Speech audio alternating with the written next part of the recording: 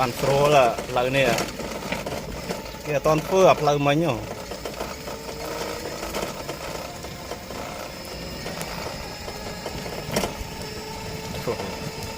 បងប្អូនបាទនេះគឺផ្លូវទៅតាស្នឹងនៅខាងបិសាបងប្អូនពីបិសាទៅតាស្នឹងទៅដល់ផ្សារហើយជាខ្ទង់ដូចជា400ម៉ែត្រទៀតដល់ហើយថតឲ្យបងប្អូនមើលហ្នឹងហើយខ្ញុំយូរខ្ញុំអោបផ្សារម្ដងអញ្ចឹងថតទៅ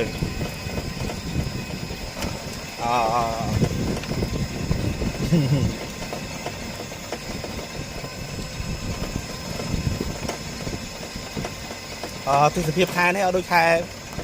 ផ្សារទេបងប្អូនបាទខែផ្សារបានស្រស់ល្អហើយនេះវាដូចថា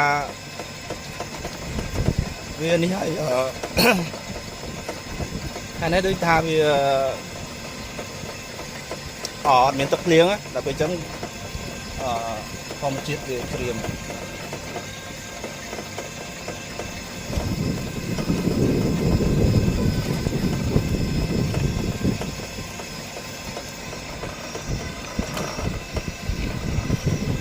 ផ្លូវទៅតាស្នឹង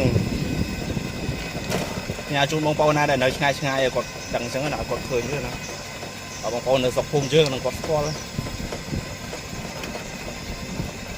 ចាប់ដល់ផ្សារបងប្អូនបាននៅប្រហែលជាតុងប្រហែលជា200ម៉ែត្រជាងដល់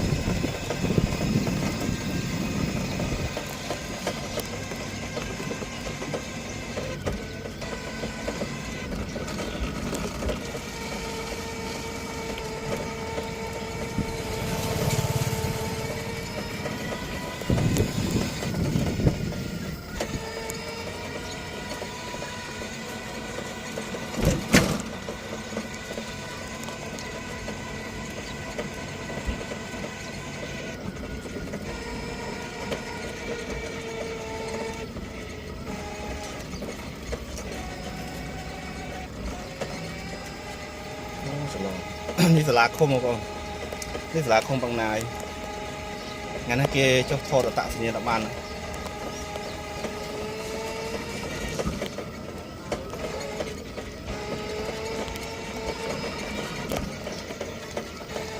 នេះដល់ផ្សារបងប្អូនតែអត់ដល់ផ្សារធំទេ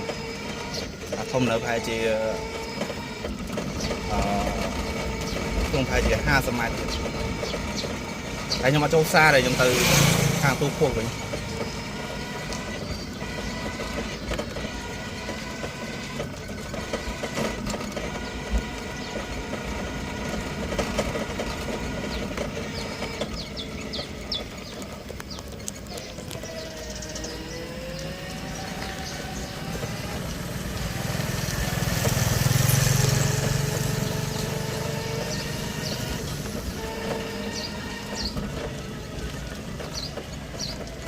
đã lúa để lúa bông bồn mà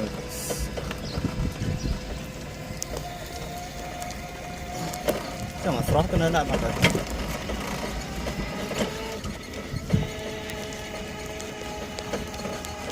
นี่ดอกซาบางๆแต่ต้นดอกซานี่จะเนื้อเกี่ยวจีจนธรรมดาเลยไอ้ซาเนื้อตรงไปจี30 ម៉ែត្រទៅដល់